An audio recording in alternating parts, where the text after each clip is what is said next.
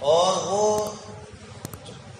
جو ملتا ہے احادیث میں اور سیرت کی کتابوں میں کہ نبی پاک صلی اللہ علیہ وسلم اپنے پاس کچھ مال نہیں رکھتے تھے، حتیٰ کہ یہاں تک کا واقعہ بھی لکھا ہے کہ ایک مرتبہ نبی پاک صلی اللہ علیہ وسلم مصلی پر کھڑے ہو گئے، تکبیر ہو گئی، تکبیر کے بعد نماز شروع نہیں کرائی، فرمایا میں ابھی آتا ہوں۔ تھوڑی دیر کے بعد تشریف لائے، پھر نماز پڑھائی۔ صحابہ نے معلوم کیا کہ کیا وجہ پیش آئی جانی، تو نبی پاک صلی اللہ علیہ وسلم نے فرمایا کہ گھر کے اندر کچھ دینار تھے، تو مجھے شرم آئی اللہ سے کہ میرا دن اس حال میں پورا ہو۔ بظاہر شام کی نماز ہوگی، مغرب کی، کہ میرا دن اس حال میں پورا ہو کہ میرے گھر کے اندر کچھ مال ہو۔ حضرت عائشہ رضی اللہ عنہ فرماتی ہے 3 مہینے گزر جاتے تھے، ہمارے گھر کے اندر چولہا نہیں چلتا تھا، حالانکہ مال آتا تھا بہت، لیکن سب اللہ کے راستے میں صدقہ کر دیتے، خیرات کر دیتے، تو دینار صدقہ کرنے کے لیے تشریف لے گئے تھے۔ تو یہ نبی پاک صلی اللہ علیہ وسلم کا توکل اور استغنا تھا۔ امتیوں کو اس طرح کا توکل اور استغنا نہیں مل سکتا، یہ تو اللہ کے نبی کی ہی شائن نشان تھا۔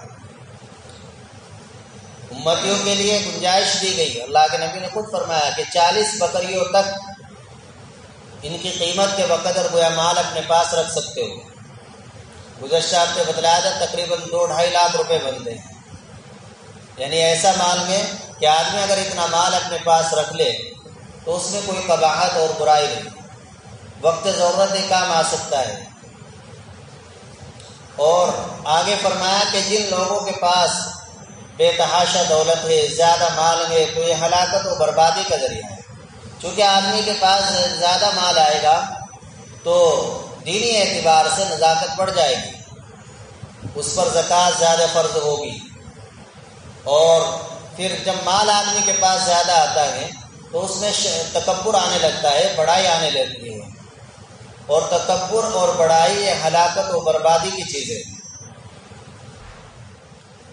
اللہ کے نبی صلی اللہ علیہ وسلم نے آگے پھر ارشاد فرمایا الا من اعطى الكريمة ومنح الغزيرة ونحر السمينة فاكل واطعم القانع والمعتر۔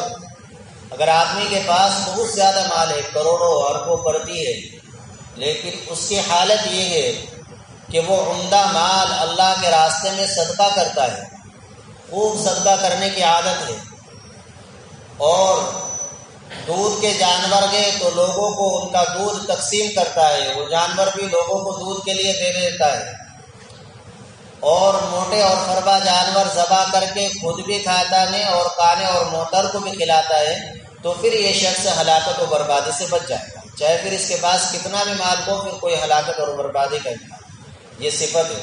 تو اگر اللہ نے ہمیں خوب مال دیا ہے تو پھر ہمارے اندر یہ صفتیں آنی چاہیے کہ ہم اللہ کے راستے میں عمدہ سے عمدہ چیز خوش دلی کے ساتھ صدقہ کریں، اور مال خود بھی کھائیں اور دوسروں کو بھی کھلائیں۔ خود بہت سے لوگ کنجوس ہوتے ہیں، بخیل ہوتے ہیں، خود بھی نہیں کھاتے، حالانکہ آدمی خود کھائے اور نیت یہ کرے کہ اس مال کے کھانے سے، اس کھانے کے کھانے سے جو طاقت آئے گی، جو قوت آئے گی، اس قوت کو اللہ کی اطاعت و فرمانبرداری میں اور اللہ کی عبادت میں خرچ کروں گا، تو اس کا یہ کھانا بھی ثواب کا ذریعہ بن جائے گا اور اللہ کا شکر ادا کرے۔ ترمذی شریف کے اندر روایت ہے الطاعم الشاکر کالصائم الصابر، ایسا آدمی جو کھانا کھا کر اللہ کا شکر ادا کرتا ہے وہ اس روزے دار کے مانند ہے جو صبر کرنے والا ہے۔ ایک آدمی ہے روزہ رکھ رہا ہے، صبر کیے ہوئے ہے، نہ کھاتا ہے نہ پیتا ہے، اور ایک شخص ایسا نہیں کہ جو کھاتا نہیں، دونوں وقت کھانا کھا رہا ہے، تینوں وقت، لیکن اللہ کا شکر ادا کر رہا ہے، تو اس کو بھی ایسا ہی اجر ملے گا جیسے اس روزہ دار کو جو صبر کرنے والا ہے۔ ہم اللہ کی نعمتیں استعمال کرتے ہیں، کھانا پینا پہننا، تو ان سب نعمتوں پر ہماری عادت ہونی چاہیے اللہ کا شکر ادا کرنے کی، اپنے بچوں کو عادی بنانا چاہیے۔ بعض اکابر ایسے تھے کہ جو رات کو بیٹھ کر دیر تک اللہم لک الحمد ولک الشکر اللہم لک الحمد ولک الشکر یہی پڑھا کرتے تھے کہ اللہ تیرے لیے ہی سب تعریف ہے، تیرا ہی شکر ہے، میرا ہی شکر، بے شمار نعمتیں اللہ کی۔ تو اگر اللہ نے نعمتیں دی ہیں تو ان کو استعمال کریں، مال دے آئے خود کھائے، اچھا پہنے۔ ان اللہ یحب ان یرا اثر نعمتہ، اللہ تعالیٰ اس بات کو پسند فرماتے ہیں کہ اگر میں نے کسی کو نعمت دی ہے تو اس نعمت کو وہ ظاہر کرے، اس کا اثر دیکھنا چاہے۔ اللہ نے مال دے رکھا ہے، پھٹے پرانے کپڑے پہن کر پھر رہا گئے اور ایسی گھسی پٹی چیزیں کھاتا ہے تو یہ ناشکری ہوگی، کنجوسی ہوگی۔ اچھی چیزیں کھائے اور نیت ہے وہ کہ اللہ کی عبادت میں اس طاقت کو خرچ کریں گے تو خود بھی کھائے۔ وَطَعَمَ الْقَانِعَ وَالْمُعْتَرَّ، ان کی گزشتہ ہفتے اچھی طرح تفسیر آپ کو بتلا دی گئی تھی کہ ایسے لوگ کہ جو ضرورت مند تو ہوتے ہیں لیکن کسی کے سامنے سوال نہیں کرتے، ایسوں کو بھی کھلائے پلائے۔ جب آدمی کی نیت ہوگی کہ مجھے ایسے کو دینا ہے، کھلانا ہے، تو اس کو اللہ پاک ایسے لوگوں سے ملا دیں گے، قانع اور معتر، جو اپنی حالت سے ظاہر نہیں ہونے دیتے کہ ہم ضرورت مند ہیں، سوال نہیں کرتے کسی کے سامنے، اپنی حالت کو چھپا کر رکھتے ہیں، اللہ ہی کے سامنے رکھتے ہیں، ایسے لوگوں کو کھلائے۔ تو جب انہوں نے حضرت قیس بن عاصم السعدی رضی اللہ تعالیٰ عنہ نے یہ باتیں سنی نبی پاک صلی اللہ علیہ وسلم سے، تو کہنے لگے تعجب کے طور پر، ما اکرم هذه الاخلاق، اس قدر عمدہ باتیں ہیں، کتنی اچھے اخلاق کی باتیں ہیں، آدمی ان پر عمل کرے تو دنیا میں بھی سرخروئی حاصل ہو اور آخرت میں بھی سرخروئی حاصل ہو۔ کیسے پیاری باتیں اللہ کے نبی صلی اللہ علیہ وسلم بتلا رہے ہیں۔ اس کے بعد ان سے نبی پاک صلی اللہ علیہ وسلم نے سوال کیا کہ تم صدقے میں، تمہارے پاس جانور بہت ہے، تم بڑے مالدار ہو اور دیہاتیوں کے سردار ہو، تم اللہ کے راستے میں جو صدقہ کرتے ہو تو اس میں کیسا جانور دیتے ہو؟ انہوں نے فرمایا کہ میں اللہ کے راستے میں اعطی البکر والناغہ، ایسا جانور دیتا ہوں جو بالکل نوجوان اور پٹھا ہو، جس کے ابھی دانت نکل رہے، بالکل نوجوان جانور اللہ کے راستے میں صدقہ کرتا ہوں۔ پھر نبی پاک صلی اللہ علیہ وسلم نے معلوم کیا کہ منیحے کے طور پر کتنے جانور دیتے ہو۔ منیحے کا مطلب یہ ہوتا ہے کہ کسی آدمی کے پاس جانور ہے، گائے ہے، بھینس ہے، دودھ کا جانور ہے، اب وہ جب جانور پیا جائے تو وہ جانور کسی کو دے دیں کہ آپ اس کو لے جاؤ، اس کا دودھ استعمال کرو، اس کو گھاس کھلاؤ، اور جب دودھ دینا بند کر دے پھر چاہے واپس کر دے، تو اس کو کہتے ہیں منیحہ۔ تو اس طرح آپ دودھ کے لیے دوسروں کو دودھ والے جانور کتنے دیتے ہیں عاریت کے طور پر، اس طرح کیسے دے دیں؟ انہوں نے فرمایا کہ میں 100 جانور دیتا ہوں، 100 جانور میں منیحے کے طور پر لوگوں کو دودھ کے لیے استعمال کرنے کے لیے دے کر رکھتا ہوں، 100 جانور۔ پھر نبی پاک صلی اللہ علیہ وسلم نے معلوم کیا، ایک عجیب غریب سوال کیا کہ اچھا قیس ایک بات بتاؤ، مالو کا احب الیک ام مالو موالی، کہ تم یہ بتاؤ تمہیں اپنا مال زیادہ پسندیدہ ہے یا اپنے رشتہ داروں کا مال زیادہ پسندیدہ ہے؟ اپنا مال تمہیں محبوب ہے یا رشتہ داروں کا، دوسروں کا مال محبوب ہے؟ کہنے لگے مالی، کہ مجھے میرا مال پسندیدہ ہے، دوسروں کے مال سے کیا لینا ہے؟ نبی پاک صلی اللہ علیہ وسلم نے فرمایا من مالک ما اکلتا فافنیتا واعطیتا فامضیتا، کہ سن پھر جب تجھے تیرا مال پسند ہے، تیرا مال وہ ہے جو تو نے کھا کر ختم کر دیا یا تو نے صدقہ کر کے اللہ کے یہاں جمع کرا دیا، بس تیرا مال تو وہ ہے، اور باقی جو ہے وہ تیرے رشتہ داروں کا مال ہے۔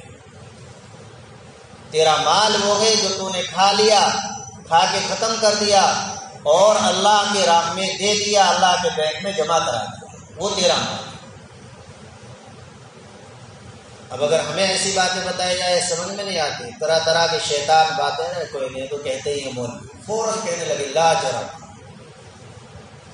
صحابی نے فوراً فرمایا لا جرم، یقیناً آپ سچ کہیں، اور طبیعت پر بڑا اثر ہوا۔ وہیں نبی پاک صلی اللہ علیہ وسلم سے عرض کیا لو قلن عددها، مجھے اللہ نے مال بہت دے رکھا ہے، اب میں گھر جا کر اس کو کم کروں گا، اللہ کے راستے میں صدقہ کروں گا۔ لو قلن عددها لا جرم، جو صحیح بات ہے، حقیقی بات ہے، سچی بات ہے، اسے ماننا چاہیے۔ لا جرم، یقیناً آپ نے سچ کہا، صحیح بات۔ لو قلن عددها، میں اپنے مال کی تعداد بہت کم کر دوں گا، اللہ کے راہ میں خوب واپس جا کر صدقہ کروں گا اپنے قبیلے میں جا کر۔ اس کے بعد حدیث شریف میں ہے جس کو امام بخاری نے بتلایا تھا آپ کو، الادب المفرد کے اندر روایت کیا ہے کہ انہوں نے ایسا ہی کیا، اپنا مال بہت کم کر دیا۔ نبی پاک صلی اللہ علیہ وسلم کی مجلس سے جب واپس آ گئے تو اپنا مال بہت کم کیا۔ ایک وقت آیا کہ جب ان کی وفات کا وقت قریب ہوا، جب ان کی موت کا وقت قریب ہوا انتقال کا، تو انہوں نے اپنے بچوں کو بلایا۔ قیس بن عاصم السعدی رضی اللہ عنہ نے اپنے بچوں کو بلایا اور بچوں کو بلا کر چند باتوں کی نصیحت کی۔ ان سے کہا خذوا عنی، کہ دیکھو میں تمہیں کچھ نصیحتیں کر رہا ہوں، انہیں غور سے سنو، اتنی توجہ کے ساتھ، اتنی ہمدردی اور خیر خواہی کے ساتھ تمہیں کوئی اور نصیحت نہیں کر سکتا۔ میں تمہارا باپ ہوں، تم میری اولاد ہو، جتنی خیر خواہی کے ساتھ، جتنی ہمدردی کے ساتھ میں تمہیں نصیحتیں کر سکتا ہوں، اتنی ہمدردی اور خیر خواہی کے ساتھ تمہیں کوئی اور نصیحت نہیں کر سکتا۔ پہلی نصیحت یہ کی لا تنوحوا علیہ، جب میرا انتقال ہو جائے تو میرے اوپر نوحہ نہ کرنا۔ نوحہ کا مطلب ہوتا ہے میت کے اوصاف ذکر کر کے نام لے کر رونا، ایسا تھا ویسا تھا، کیا ہوگا، کیسے چلے گا، اس طرح کے، اس کو نوحہ۔ زمانہ جاہلیت کے اندر اس طرح کا دستور تھا، طریقہ تھا کہ جب کوئی مر جاتا تھا تو نوحہ کرنے والی، یعنی اس پر رونے والی، نام لے کر رونے والی کرائے پر لائی جاتی تھی۔ تو فرمایا لا تنوحوا علیہ، میرے اوپر نوحہ نہ کرنا۔ کیوں؟ اس لیے کہ نبی پاک صلی اللہ علیہ وسلم پر نوحہ نہیں کیا گیا، اور نبی پاک صلی اللہ علیہ وسلم نے نوحہ کرنے سے منع فرمایا، اس طرح نام لے کر رونے سے منع فرمایا۔ اپنے کسی عزیز کا انتقال ہوتا ہے، آدمی کو رونا آتا ہے۔ نبی پاک صلی اللہ علیہ وسلم کے بیٹے کا جب انتقال ہوا تو آپ کے بھی آنسو جاری تھے، اور آپ فرما رہے تھے انا لمحزونون بک، کہ ہم تیری وجہ سے غمگین ہیں۔ تو رونا منع نہیں ہے شریعت میں، لیکن اس طرح کا رونا کہ جو نوحے کی طرح کا ہو، یعنی اس کا نام لے کر اور اس کے اوصاف بیان کر کے، تو اس سے منع کیا گیا ہے۔ تو پہلی نصیحت تو یہ کی کہ میرے اوپر نوحہ نہ کرنا۔ دوسری نصیحت کی وَكَفِّنُونِي فِي الثِّيَابِ الَّتِي أُصَلِّي فِيهَا، کہ مجھے انہی کپڑوں میں کفن دے دینا جن کپڑوں میں میں نماز پڑھا کرتا تھا۔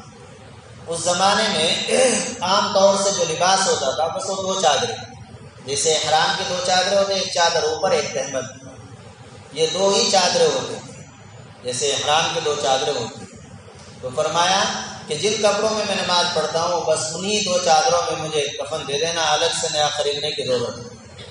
ایک نصیحت کی۔ تیسری نصیحت کی اپنے بیٹوں کو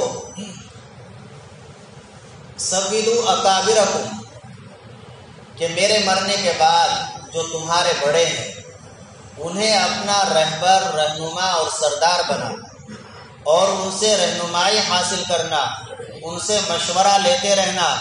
اگر تم نے ایسا کیا کہ میرے مرنے کے بعد جو تمہارے بڑے ہیں، تمہارے تایا ہیں، چچا ہیں، یا چھوٹے بھائیوں کے بڑے بھائی ہیں، یا تمہارے دادا ہیں، تمہارے جو بڑے ہیں، اگر تم ان سے مشورہ لیتے رہیں، انہی سے رہنمائی حاصل کرتے رہیں، تو پھر گویا تمہارے اندر تمہارا باپ موجود ہے۔ یہ ایسا ہی ہے کہ تمہارے اندر تمہارا باپ موجود ہے۔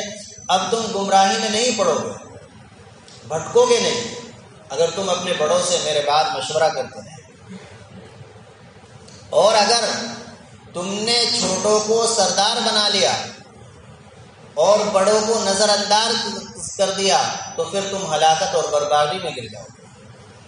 اگر چھوٹوں کو سردار بنا لیا اور بڑوں کو نظر انداز کر دیا تو پھر تمہارے ہلاکت اور بربادی. ایک نصیحت. اور چوتھی نصیحت یہ کی زہیدوا فیکم کہ زیادہ دنیا کے پیچھے نہ بھاگنا، دنیا سے بے رغبتی رکھنا. چونکہ نبی پاک صلی اللہ علیہ وسلم کی صحبت میں رہ چکے تھے، آپ سے مال کے بارے میں سب معلومات حاصل کی تھی، تو فرمایا دنیا سے بے رغبتی رکھنا، دنیا کے پیچھے نہ پڑنا، حلال حرام کی تمیز رکھنا، دوسروں کے حقوق نہ ماننا. آج ہم سنتے ہیں پڑھتے ہیں سب کہ اپنا مال وہی ہے جو کھا لیتے